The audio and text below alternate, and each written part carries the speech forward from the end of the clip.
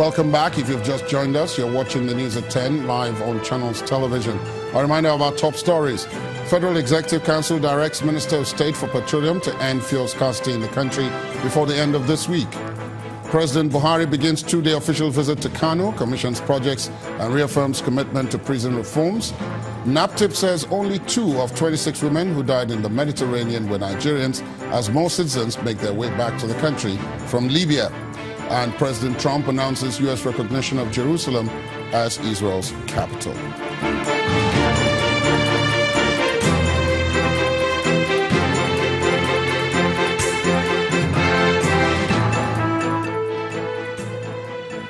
Now, for more on our top stories and others, please visit our website, channelstv.com, and youtube.com/channelsweb.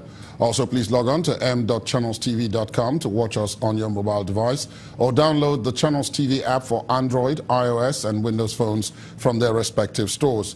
The Channels TV and Channels 24 app will give you access to the Eyewitness feature, with which you can share those pictures, videos, or news of happenings around you. Just install the app, then tap and swipe to reveal the menu and follow the instructions. And now we have some of those pictures you sent in to our portal, beginning with this one from Ikeja along our area of Lagos State, showing a rickety bus, popularly called Molue, by residents of Lagos, which our eyewitness reporter says was also overloaded. He's raising concern about the danger this vehicle portends for other road users. Our next image is from Monia Road in Ibadan, the Oyo State capital, showing a woman riding a motorcycle with a toddler strapped to her back. Still from Ibadan in Oyo State comes this image of a gridlock at Ring Road, which our eyewitness reporter says was caused by a fuel tanker which got stuck while making a U-turn. He laments the stress motorists went through while that lasted. Our final image is from Abuja, the Federal Capital Territory, showing people our eyewitness reporter says are staff of the Federal Ministry of Health. According to our eyewitness reporter, these people joined the ministry in the year 2014, but are yet to be added to the Integrated Payroll and Personnel Information System. He calls for help. We thank you for sending in these pictures, and we do urge you to keep them coming. There's been a change in the military operation fighting insurgency in the northeast, known as Operation Lafia Dole. Army spokesman Brigadier General Sani Usman confirmed to Channels Television that the theater commander, Major General Atahiru Ibrahim, has been replaced by Major General Rogers Nicholas. The outgoing theater commander took over the command in May 2017 from Major General Lucky Irabo, who was redeployed to the Multinational Joint Task Force.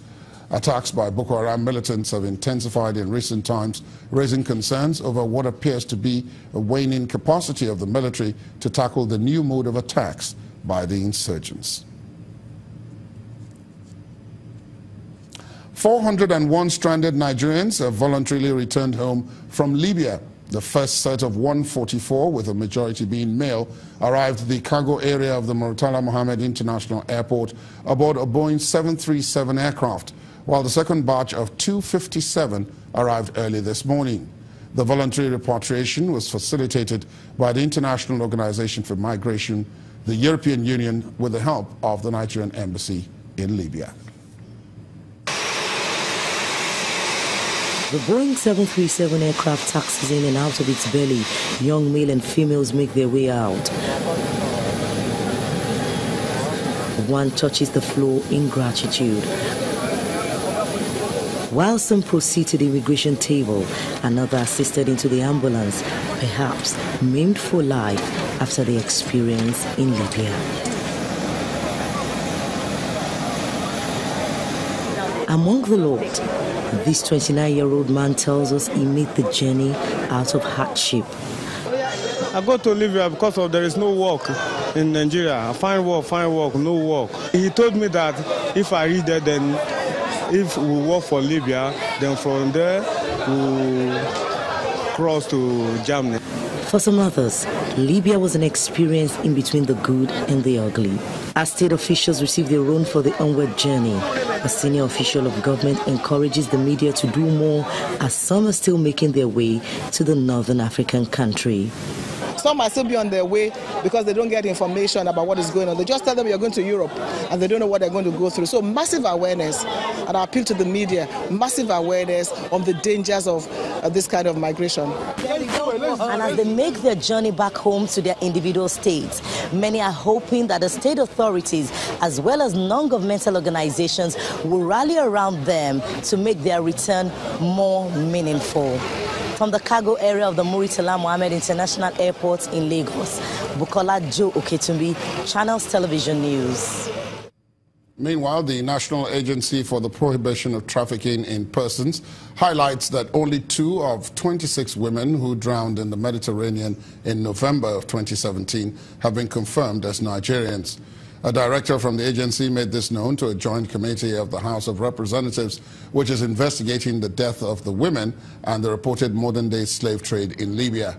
The committee also heard from officials of the Ministry of Foreign Affairs and the Department of State Security. Our correspondent, Lanre Lasisi, has that report. Weeks after news broke that 26 women drowned while trying to cross the Mediterranean in early November, the nation is still trying to find answers to the many questions thrown up by the tragic incident. This joint committee of the House of Representatives has been mandated to investigate the matter.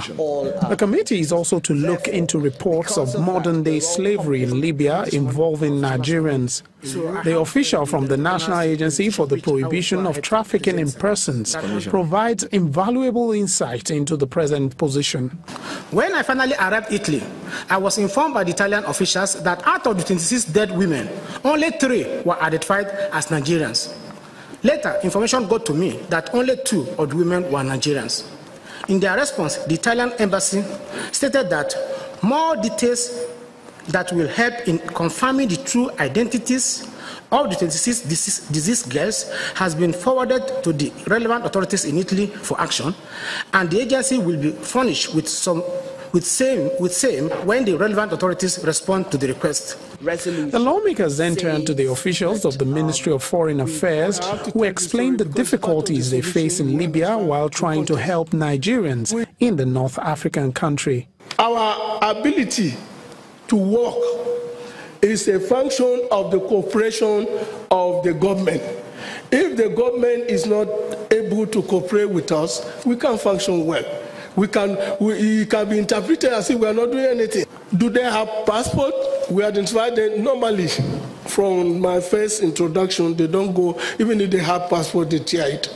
For the Department of State Security, there is still a lot of work to be done. So that coordination is necessary, and that is what has not been as effective as it should be. But I think going forward, having this forum, all of us will now sit down and find a way of getting ourselves together to know what we are doing and to know what we should be doing to ensure that we tackle this thing head on. As I said, it's a national security problem. It concerns everyone. Adding to the complexity of this tragic situation, lawmakers also voiced their concerns regarding the fate of Nigerians who will still be in Libya after the 17th of December, when the fragile agreement that is holding the current leadership together may lapse. Lanre Lasese, Channels Television News. Detained budget staff Moses Motoni has been released from police custody after his arrest on Tuesday in Niger State. Earlier today, Police Public Relations Officer Jimon Moshood told Channels Television that he was not arrested by men of the Special Anti-Robbery Squad, as was being alleged in some quarters. But Mr. Motoni has insisted that he was arrested and taken to the Special Anti-Robbery Squad office. The Track Federal Consensus Project to sensitize the community about the ongoing project, about projects that is meant for the communities. And what we do is that after sensitizing this community, we try to encourage them to engage their representative involved in this project. So the 1st and 2nd of December, I was actually at Bida, Bako, local government, and Lazon, and which I engaged the community of the project that is meant to be carried out, and which they were very, very happy about it, and everything went out peacefully. Then on that fateful day, I actually received a call from one of the members, and we explained and we talked about it. So when I went back to Kaduna to do some other things, I not knowing that I was being tracked all the way to Kaduna, and that was where I was apprehended by the IAR team. When I was arrested, what they said, according to the company, they said they were actually going to SARS office, and that was what I heard. And I'm actually not a resident in Abuja, so when they anchored me, they said they're actually going to SARS office, not knowing where we're going until when I got to the location. It was actually SARS office. He was arrested not by SARS as being circulated. He was not arrested by SARS personnel. He was arrested by police team who are investigating a case of incitement or public disorderly against him. It was on record that on the 1st and 2nd December this year, Matton with his team visited Bida, Gbako, and Tadu area in Niger State on project monitoring. But a certain leaflet that was circulated, and there's a certain meeting and interaction that he had, which promptly lead to disturbance of peace around the area, and that is why he was arrested. For any Nigerian or any other person, citizen that have committed an offense or alleged to have committed an offense or is planning to commit an offense, the police have the responsibility to arrest such a person and commence investigation into all those activities.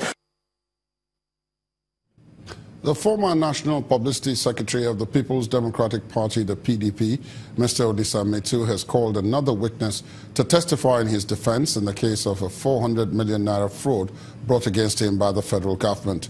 The witness, a journalist with a private television station, told the court how his station got adverts running into tens of millions of naira from Mr. Metu on behalf of the PDP. The witness, however, could not continue with his testimony because the prosecutor, Mr. Sylvanus Teher, was not in court, prompting the trial judge, Justice Okon Abang, to adjourn the case to the 22nd of January 2018 for cross-examination of the witness.